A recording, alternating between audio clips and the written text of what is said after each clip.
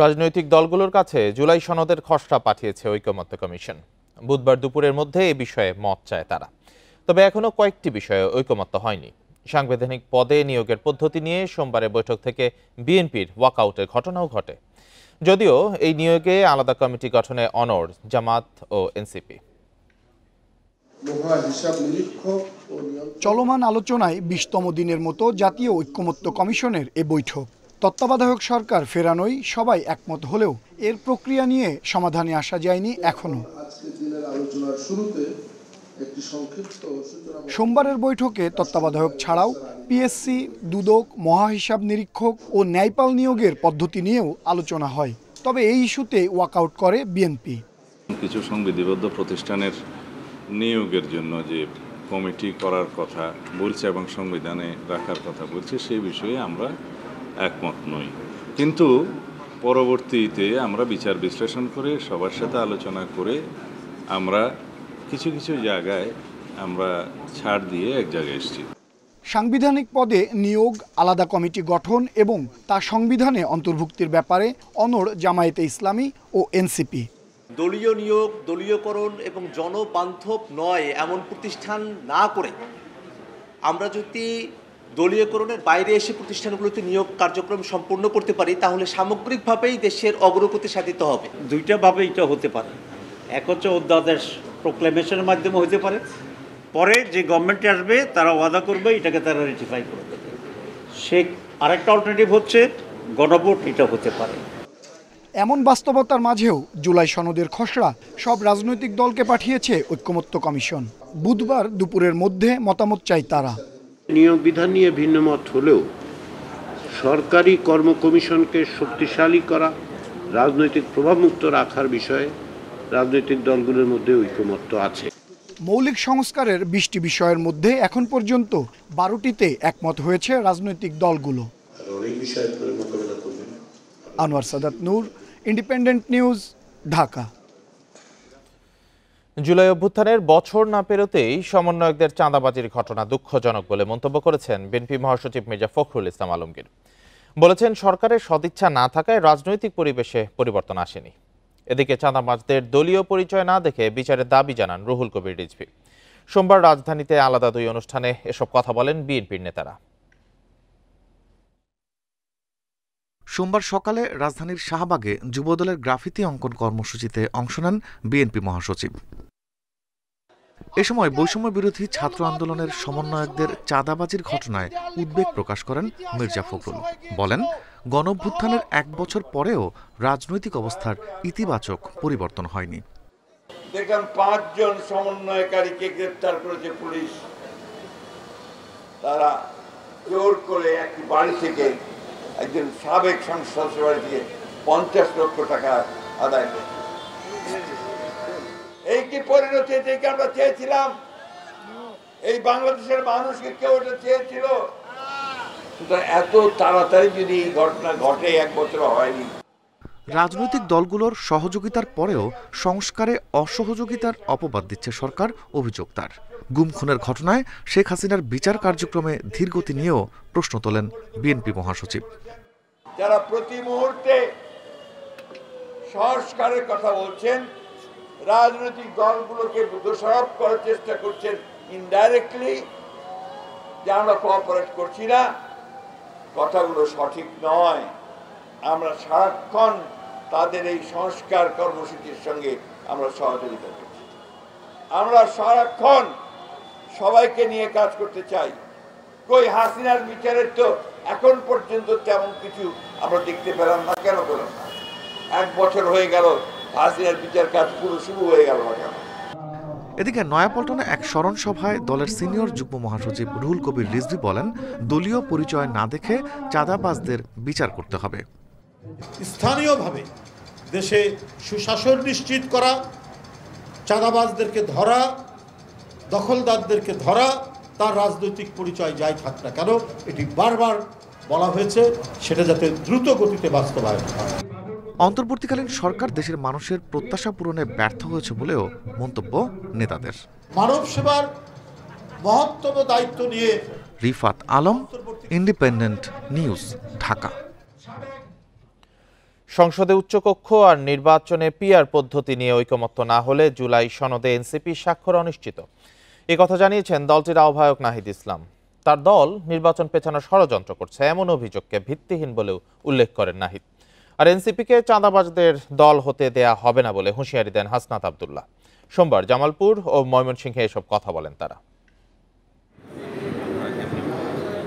পদযাত্রার ২৮তম দিনের শুরুতে জামালপুর জেলা পরিষদের বাংলোতে ১১টি জুলাই শহীদ পরিবারের সাথে দেখা করেন এনসিপির নেতারা। এ সময় সাংবাদিকদের প্রশ্নের জবাবে আহ্বায়ক নাহিদ ইসলাম বলেন, সংসদে উচ্চকক্ষ, ক্ষমতার ভারসাম্য ও জবাবদিহির জন্য গুরুত্বপূর্ণ। এসব বিষয়ে ঐকমত না হলে জুলাই সনদ স্বাক্ষরিত হবে কিনা এ নিয়ে সন্দেহ রয়েছে। ফলে উচ্চকক্ষ আমাদের ক্ষমতার ভারসাম্য এবং জবাবদিহিতার জন্য অত্যন্ত গুরুত্বপূর্ণ। সে বিষয়ে এখনো ঐকমত আসেনি। তো সেই বিষয়ে ঐকমত না আসলে এই জুলাই সনদ স্বাক্ষরিত হবে কিনা সেটা নিয়ে আমাদের সন্দেহ আছে। পরে শহরে পদযাত্রা শেষে ফৌজদারি মোড়ে পথসভা করে এনসিপি।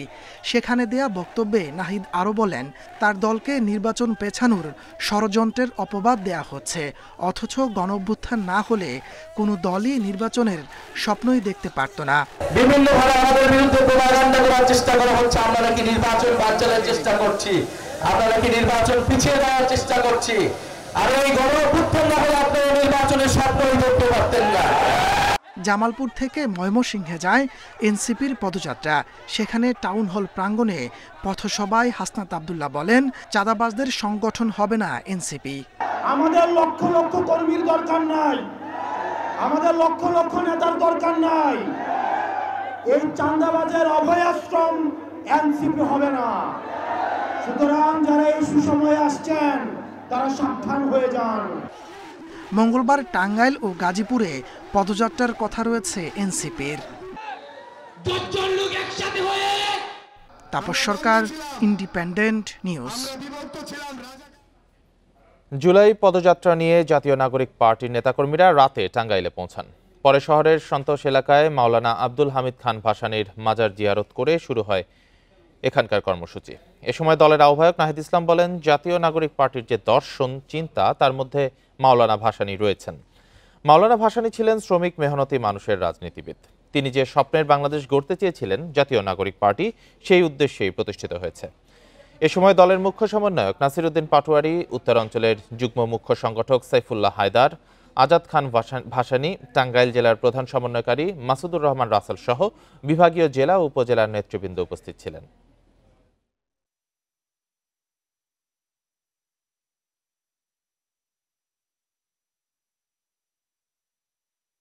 আমরা মাওলানা ভাসানীকে বাংলাদেশের অন্যতম গুরুত্বপূর্ণ একজন জাতীয় নেতা হিসেবে দেখি এবং বাংলাদেশের একজন ফাউন্ডিং ফাদার হিসেবে দেখি। ভাসানী যেই রাজনীতি করে গিয়েছেন, যেই স্বপ্নের বাংলাদেশ, যেই মেহনতি মানুষের বাংলাদেশ প্রতিষ্ঠা করতে চেয়েছিলেন, জাতীয় নাগরিক পার্টিও সেই উদ্দেশ্যেই প্রতিষ্ঠিত হয়েছে। সেই দায়িত্বের রাজনীতি নিয়েই মাওলানা ভাসানীর পথ অনুসরণ করেই আমরা বাংলাদেশকে এগিয়ে নিয়ে যেতে চাই। আগামী নির্বাচনে নতুন ভোটারদের আকর্ষণে তারুণ্যকে ঘিরে পরিকল্পনা সাজাচ্ছে প্রধান রাজনৈতিক দলগুলো। জুলাই আন্দোলনে অবদান রাখা যুবনেতাদের সামনে রাখবে বিএনপি। সেই সাথে ফ্যাসিবাদী তরুণদের অনুপ্রবেশ ঠেকাতে সতর্ক দলটি। নতুন দল এনসিপির ৯০% তরুণ বলে দাবি নেতাদের। আর ঢাকার বিভিন্ন আসন নবীনদের হাতেই ছেড়ে দিতে চায় জামায়াত। আগামী নির্বাচনে গেম চেঞ্জার হতে যাচ্ছেন তরুণ ভোটাররা। নির্বাচন কমিশনের হিসেবে দেশের নতুন ভোটার প্রায় ৪৪ লাখ। তাদের টানতে প্রার্থী হিসেবে তরুণদের অগ্রাধিকার দিচ্ছে প্রধান রাজনৈতিক দলগুলো। বয়সে নবীন এবং নিজ এলাকায় গ্রহণযোগ্যতা আছে এমন প্রার্থীদের মনোনয়ন দৌড়ে এগিয়ে রাখবে বিএনপি। সেই সঙ্গে বিশেষ গুরুত্ব পাবেন জুলাই অভ্যুত্থানে অবদান রাখা নতুন প্রজন্মের সদস্যরা। ২৫ বছরের ঊর্ধ্বসীমার সবাইকে এই ক্ষেত্রে গণ্য করা যাবে, কিন্তু তার গ্রহণযোগ্যতা, জনপ্রিয়তা, অভিজ্ঞতা, মেধা, প্রজ্ঞা এবং রাজনীতিতে অবদান বা বিগত জুলাই গণ অভ্যুত্থানে তার অংশগ্রহণ এবং বিগত ফ্যাসিবাদ বিরোধী আন্দোলনে গণতান্ত্রিক সংগ্রামে তার অবদান সবকিছু মিলে যারা এই ক্যাটাগরির মধ্যে আসবে তাদেরকে বিবেচনা করাই উত্তম। গণ অভ্যুত্থান পরবর্তী বাংলাদেশের নতুন রাজনৈতিক দল এনসিপি মূলত তরুণদের নিয়েই গড়া হয়েছে। আগামী নির্বাচনে কম বয়সীরা হয়ে উঠতে পারে তাদের বড় ভোট ব্যাংক। তাই সভা ও গণজমায়েতে তরুণদের মন জয়ে গুরুত্ব দিচ্ছে এনসিপি। আমাদের নমিনেশনে আপনি অনেক তরুণ দেখতে পাবেন, সত্যিকার অর্থে তরুণ। এখানে অনেক বছর বয়সী, 50 বছর বয়সী তরুণ না, সত্যিকার অর্থে তরুণ এখানে দেখতে পারবেন। But at the same time আমরা এনসিপি থেকে আমরা চেষ্টা করছি যে যারা তরুণ আছে তাদেরকে উইজডম দরকার, তাদের গাইডেন্স দরকার, তাদের মোরাল কম্পাসটা আস্তে আস্তে যে তৈরি হচ্ছে, এটার ক্ষেত্রেও যারা বয়স্ক আছে তাদের ক্ষেত্রে পরামর্শ, তাদের সম্পৃক্ততা আমাদেরকে ভালো দিকে নিতে পারে। এই জন্য আমরা একটা অ্যাডভাইজারি কাউন্সিল তৈরি করার চেষ্টা করছি। তারুণ্যের শক্তিকে কাজে লাগাতে মরিয়া জামায়াতে ইসলামীয় জাতীয় ও স্থানীয় 2 নির্বাচনেই তরুণ তুর্কিদের সামনে আনার পরিকল্পনা দলটির।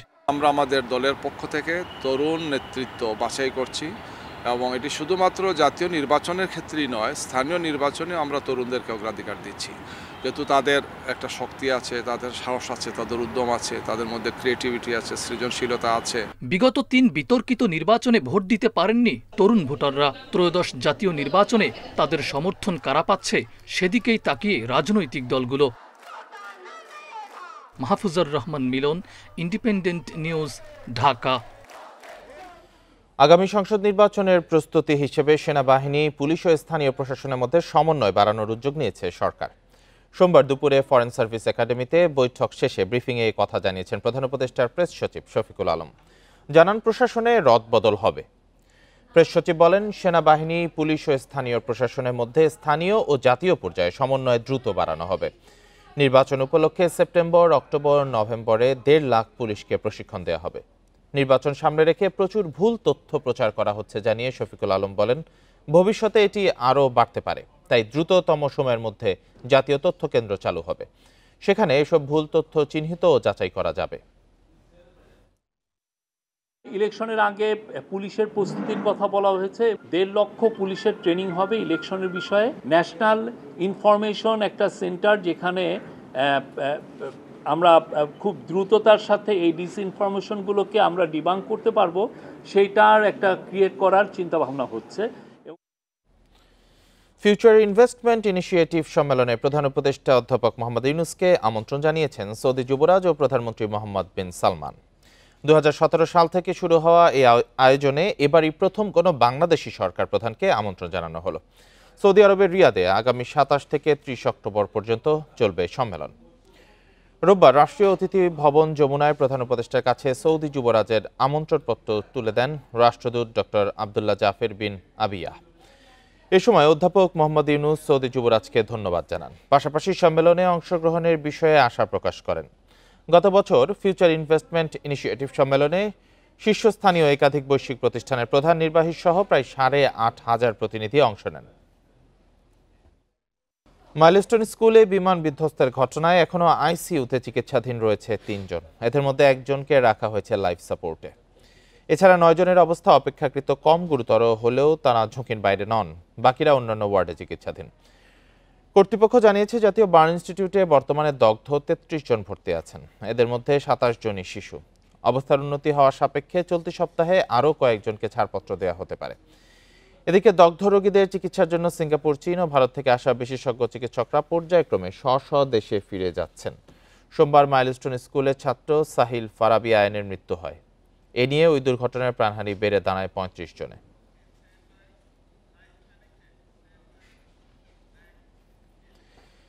এ নিয়ে আরও জানাতে জাতীয় বার্ন ইনস্টিটিউট থেকে যোগ দিয়েছেন সহকর্মী আরাফাতুর রহমান। আরাফাতুর রহমান, চিকিৎসাধীনদের সর্বশেষ পরিস্থিতি আপনার থেকে জানতে চাই।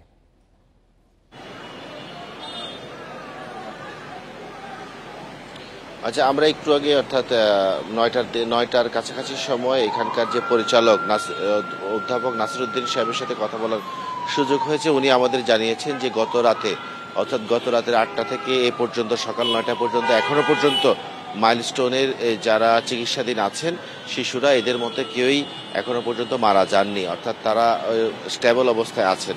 এবং উনি বলেছেন যে 3 জন আইসিইউতে চিকিৎসাধীন আছেন তাদের অবস্থা স্থিতিশীল রয়েছে, তবে খারাপ হয়নি। আর যে 9 জন এইচডিইউতে আছেন তাদের চিকিৎসার সর্বোচ্চ চেষ্টা করা হচ্ছে এবং কেবিনে যারা আছেন তারাও মোটামুটি এখনো পর্যন্ত ভালো আছেন। তবে উনি বলছেন যে কেবিনে যারা আছেন তাদেরকে হয়তো কিছু এই 2-1 দিনের মধ্যে পর্যায়ক্রমে হয়তো ছেড়ে দেওয়ার সুযোগ আছে।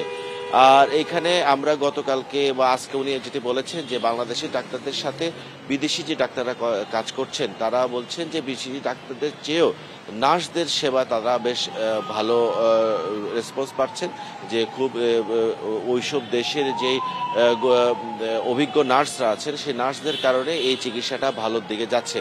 তবে ওনারা এইচডিইউতে 9 জন এবং যে আইসিইউতে 3 জন, এই বিষয়ে ওনারা সবসময় বলছেন যে কোনো সময় খারাপ সংবাদের জন্য অপেক্ষায় থাকতে।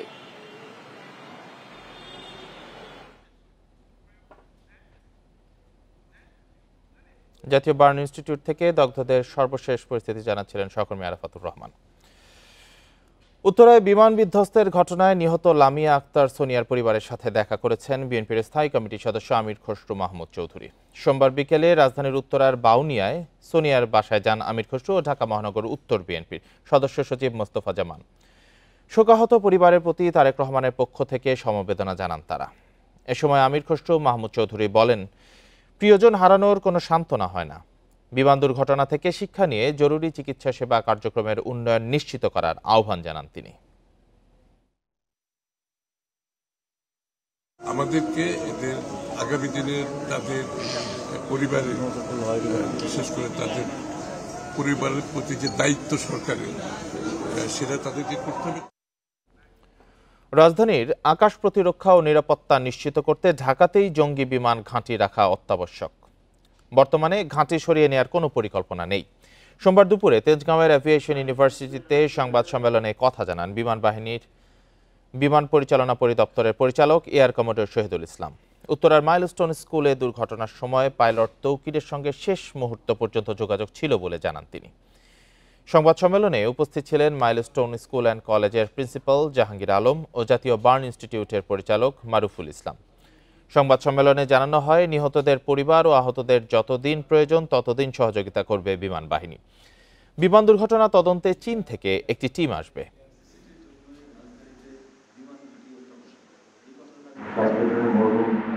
ইসলামের বিমানের ক্ষেত্রে একইভাবে যোগাযোগ ব্যবস্থা বিদ্যমান ছিল। রাজধানীর আকাশ প্রতিরক্ষার জন্য রাজধানীতে এই জঙ্গি বিমানের ঘাঁটি থাকা অত্যাবশ্যক এবং এইসব জঙ্গি বিমানের স্কোয়াড্রনগুলোর প্রয়োজনীয় সারা বছর ব্যাপী ট্রেনিং চলমান থাকে। ওই অপারেশনাল বিমানগুলোতেই আমরা ট্রেনিং করে থাকি। চট্টগ্রামে বর্ষা মৌসুমে আবারও ডেঙ্গু, চিকুনগুনিয়া ও জিকার মতো মশাবাহিত রোগে আক্রান্ত হচ্ছেন শত শত মানুষ। শুধু জুলাই মাসেই ডেঙ্গুতে আক্রান্ত ৩৮২ জন আর চিকুনগুনিয়ায় আক্রান্তের সংখ্যা ছাড়িয়েছে ৮ শতাধিক। চট্টগ্রামে ফের দেখা দিয়েছে ডেঙ্গু, চিকুনগুনিয়া ও জিকার প্রাদুর্ভাব। চলতি জুলাই মাসেই ডেঙ্গু আক্রান্তের সংখ্যা ৩৮২, যা এবছরের মধ্যে সর্বোচ্চ। আর চিকুনগুনিয়ায় এ পর্যন্ত আক্রান্ত হয়েছেন ৮০৩ জন। হাসপাতালগুলোর বহির্বিভাগে রোগীদের অর্ধেকই আসছেন জ্বর, শরীর ব্যথা ও কাশির উপসর্গ নিয়ে। পরিস্থিতি বিবেচনায় অনেককেই ভর্তি করা হচ্ছে হাসপাতালে। গায়ে ব্যথা মানে এরকম যে হাঁটতে পারি না, সিঁড়ি দিয়ে দোতলা থেকে নিচে নামতে পারি নাই। বিভিন্ন পরীক্ষা করালাম, পরীক্ষা করার পর দেখা যাচ্ছে যে আমার ডেঙ্গু পজিটিভ আর কি। এরপর থেকে ট্রিটমেন্টটা চলতেছে। চিকিৎসকরা বলছেন, ডেঙ্গু ও চিকুনগুনিয়ার মতো রোগগুলো এখন শহর কেন্দ্রিক নেই, নতুন করে বেড়েছে মশার হটস্পটও। যে সমস্ত হটস্পটগুলোকে আমরা গত বছর আইডেন্টিফাই করেছি, সেই হটস্পটগুলো এখনও পারসিস্ট করতেছে, সেগুলোর প্রতি আমাদের নজর দিতে হবে। এবং এটা ডেঙ্গুটা এখন হটস্পটের বাইরে থেকে আমরা রোগীগুলো পাচ্ছি। আক্রান্ত বাড়লেও মৃত্যুহার কম, তাই আতঙ্কিত না হয়ে সচেতন থাকার পরামর্শ দিচ্ছে স্বাস্থ্য বিভাগ। মানুষ অনেক সচেতন হয়েছে। যখনই শনাক্ত হয় মানুষের মধ্যে আমরা প্রচুর পানি পান করা, বিশ্রাম করা, এখন ডাক্তার শরণাপন্ন হওয়া, যখন ব্লাড প্রেশার কমে যাবে তখন হসপিটালে ভর্তি হয়ে ভলিউমটা করা, এক্সপান্ড করার জন্য আমরা পরামর্শ দিচ্ছি।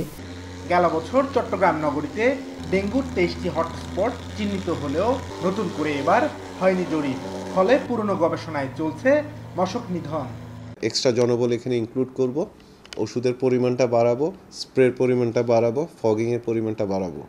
এটা গতকাল আমাদের আরও এমফাসাইজের ব্যাপারে আরেকটা মিটিং হয়েছে। ইনশাল্লাহ ভেরি সুন এটা হয়তো আমরা কন্ট্রোলে নিয়ে আসতে পারবো।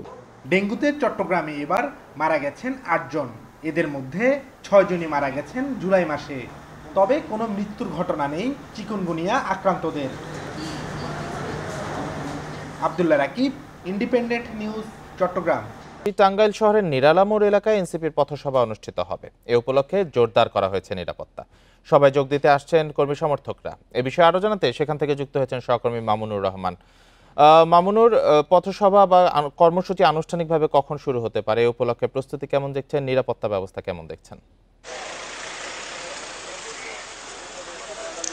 গতকাল থেকে প্রস্তুতি রয়েছে এবং গতকালকেই কিন্তু এনসিপি নেতৃবৃন্দ টাঙ্গাইল এসেছেন। তারা রাত 11টা নাগাদ নাহিদ ইসলামের নেতৃত্বে একটি দল মাওলানা ভাসানী বিজ্ঞান ও প্রযুক্তি বিশ্ববিদ্যালয়ের ভিতরে যে মাওলানার মাজার রয়েছে সেখানে কবর জিয়ারতের মাধ্যমে তাদের এই কর্মসূচি শুরু করেছে। আজকে 10:30টায় একটি র্যালি হওয়ার কথা রয়েছে এবং র্যালিটি ডিস্ট্রিক্ট গেট থেকে শুরু হয়ে এখন যে জায়গাটাতে আছি নিরালামোড় এলাকায় এখানে একটি পথসভার আয়োজন করা হয়েছে।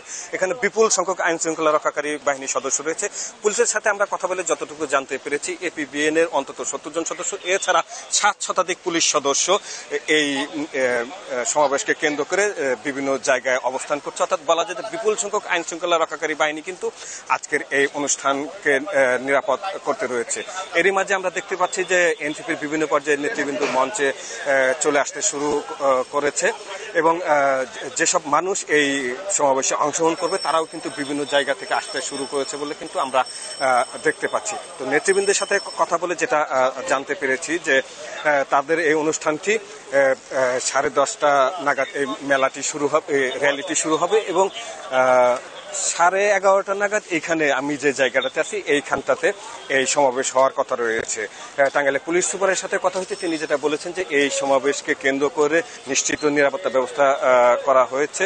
যেটা বলছিলাম এর সাথে কিন্তু বিজিবিও রয়েছে, এপিবিএন এর পুলিশ সদস্য রয়েছে, সাদা পোশাকধারী পুলিশ রয়েছে। অর্থাৎ আইন শৃঙ্খলা রক্ষাকারী বাহিনী কিন্তু ব্যাপক উপস্থিতি আমরা লক্ষ্য করছি। ইতিপূর্বে এই জেলা শহরে কোনো রাজনৈতিক কর্মসূচিকে কেন্দ্র করে এ পরিমাণ আইন শৃঙ্খলা রক্ষাকারী বাহিনীকে কিন্তু আমরা ইতিপূর্বে দেখিনি। তো পুলিশের পক্ষ থেকে যেটা বলা হচ্ছে যে নিশ্চিত নিরাপত্তার মধ্য দিয়ে এই সমাবেশটি পরিচালনা করতে তাদের যেসব পদক্ষেপ নেওয়া প্রয়োজন তারা সে সকল পদক্ষেপ নিয়েছে এবং আশা করা যাচ্ছে যে বেলা 11:30 নাগাদ এই পথসভাটি শুরু হবে। এনসিপির কর্মসূচি নিয়ে টাঙ্গাইল থেকে জানাচ্ছিলেন সহকর্মী মামুনুর রহমান। জুলাই গণঅভ্যুত্থানের হত্যা মামলার আসামি আওয়ামী লীগের সাবেক উপজেলা চেয়ারম্যান রব্বানী জব্বার পাচ্ছেন 1 কোটির উপরে বিনামূল্যের বই ছাপানোর কাজ। এনসিটিভি শীর্ষ কর্মকর্তাদের সাথে প্রকাশ্যে যোগাযোগ রয়েছে তার। গণঅভ্যুত্থানের পরও স্বৈরশাসকের সুবিধাভোগীদের জাতীয় শিক্ষাক্রম ও পাঠ্যপুস্তক বোর্ড পুনর্বাসন করছে বলে অভিযোগ শিক্ষা গবেষকদের। ছাত্র জনতার গণঅভ্যুত্থানের মুখে গত 5 আগস্ট হাসিনা সরকারের পতনের পর আওয়ামী লীগের বেশিরভাগ নেতা পালিয়ে আছে। সরকারি দপ্তরগুলোতেও স্বৈরশাসকের কিছু সুবিধাভোগীকে সরিয়ে দেয়া হয়। তবে এখনও বিভিন্ন সরকারি প্রতিষ্ঠানে বহাল তবিয়তে সুবিধা ভোগ করছে এদের অনেকে।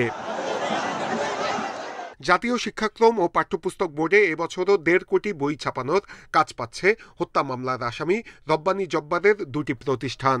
রব্বানী জব্বার আওয়ামী লীগের সাবেক মন্ত্রী মোস্তফা জব্বারের ভাই। নেত্রকোনার খালিয়াজুড়ি উপজেলা পরিষদ আওয়ামী লীগের প্রার্থী হিসেবে বিনা ভোটে চেয়ারম্যান হন তিনি। প্রথম কথা হচ্ছিল যে এই যে যারা এই কাজগুলো করেছে গত 15 বছর ধরে তাদের তো শাস্তির আওতা আসে। যদি মামলায় থাকে তারা মামলা না করে মানে তাদেরকে অ্যারেস্ট না করে তারা কিভাবে এখন পর্যন্ত কাজ করে যাচ্ছে, বিশেষ করে মোস্তফা জব্বারের ভাই রাব্বানীর কে না চেনে।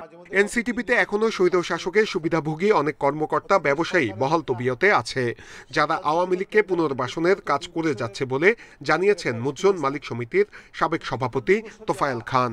5 আগস্টের পর এনসিটিভি কোনো পরিবর্তন আসেনি। এনসিটিভি আগের শক্তিগুলো বরঞ্চ শক্তি বৃদ্ধি করে এগিয়ে যাচ্ছে। এনসিটিভির একটি চক্র এবং এই আওয়ামী লীগের এই ব্যবসায়ী চক্র মিলে শর্তর বেড়া জালে বড় অনেকে সরায় রাখতেছে, অনেকে ধারে কাছে যাইতে পারতেছে। এনসিটিভি অবশ্য বলছে দরপত্রের মাধ্যমে কাজ পেলে কিছুই করার থাকে না, এরপরও বিষয়টি দেখা হবে। প্রতিষ্ঠান দেখবে হলো আইন কানুন রুলস অ্যান্ড রেগুলেশন ফলো করে আসছে কিনা লোকজন, যারা আসবে তারাই, সেটা সেই অর্থে। আর আপনি যে কথাটা বলছেন সেটা সেই অর্থে যদি কোনো ধরনের কোনো ইনস্ট্রাকশন বা কোনো ধরনের অ্যালিগেশন পাওয়া যায় সেটা তাহলে অবশ্যই আমরা এটার একটা ব্যবস্থা যাবে। তবে সব কিছু প্রক্রিয়াগত আইনগতভাবে মধ্যে দিয়ে আমার যেতে হবে। এনসিটিভির বেশ কয়েকজন কর্মকর্তার বিরুদ্ধে অনিয়মের অভিযোগ থাকলেও কোনো ব্যবস্থা নেওয়া হয়নি। নূরে আলম, ইন্ডিপেন্ডেন্ট নিউজ, ঢাকা। যুক্তরাষ্ট্রের ম্যানহাটনে বন্দুকধারীর গুলিতে এক বাংলাদেশি অভিবাসী পুলিশ কর্মকর্তা সহ 4 জন নিহত হয়েছেন। নিহত নিউ ইয়র্ক পুলিশের কর্মকর্তা দিদারুল ইসলাম 3.5 বছর ধরে বাহিনীতে কাজ করছিলেন। তার গ্রামের বাড়ি সিলেটে বলে জানিয়েছে কয়েকটি সূত্র। হামলাকারী শেইন ডেভন টামুরা আত্মহত্যা করেছেন বলে জানিয়েছে পুলিশ। তার মানসিক সমস্যা ছিল। স্থানীয় সময় সোমবার সন্ধ্যায় পার্ক অ্যাভিনিউ এলাকায় এই বন্দুক হামলা হয়। এতে দিদারুল ইসলাম সহ 4 জন নিহত, 1 জন গুরুতর আহত হন। দিদারুল ইসলামের 2 ছেলে রয়েছে। তার স্ত্রী সন্তান সম্ভবা বলে জানিয়েছে CNN। হামলার ঘটনা তদন্ত করছে FBI। এদিকে নেভাদার রেনো শহরে গ্র্যান্ড সিয়েরা রিসোর্টের ক্যাসিনোর বাইরে বন্দুকধারীর গুলিতে অন্তত 3 জন নিহত হয়েছে। আহত হয়েছে 3 জন। তাদের মধ্যে 2 জনের অবস্থা আশঙ্কাজনক।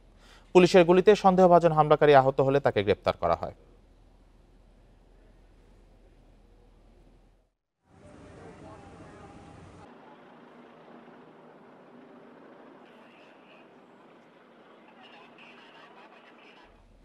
এ নিয়ে আরো জানাতে নিউ ইয়র্কের ডাইভার্সিটি প্লাজা থেকে যুক্ত হয়েছেন সহকর্মী SM সোলাইমান। সোলাইমান, হামলার বিষয়ে বিস্তারিত কি জানা গেছে? দিদারুল ইসলামের পরিবারের সঙ্গে কি যোগাযোগ হয়েছে কর্তৃপক্ষের? আমার সাথে আসলে এখানকার বাংলাদেশি আমেরিকান কয়েকজন পুলিশ কর্মকর্তার সাথে কথা হয়েছে।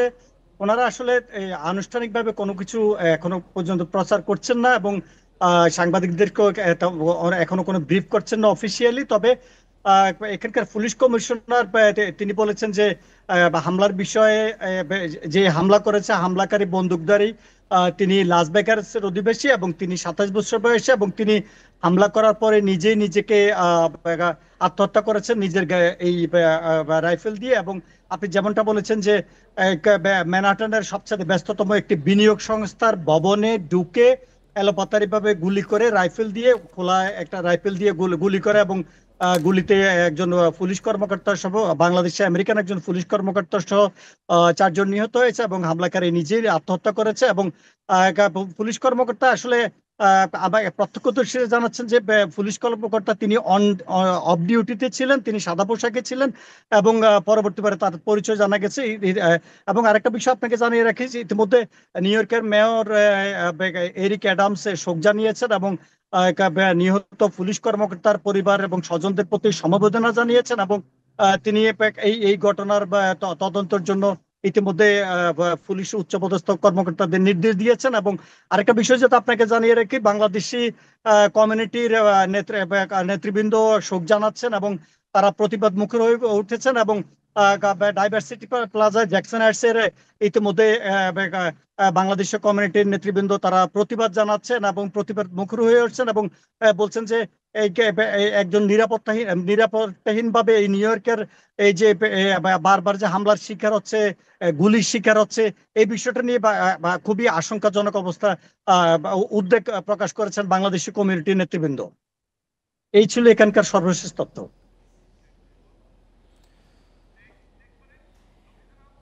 বন্দুকধারীর গুলিতে যুক্তরাষ্ট্রের ম্যানহাটনে বাংলাদেশি অভিবাসী পুলিশ কর্মকর্তার মৃত্যুর বিষয়ে জানাচ্ছিলেন নিউ ইয়র্ক থেকে সহকর্মী SM সোলাইমান।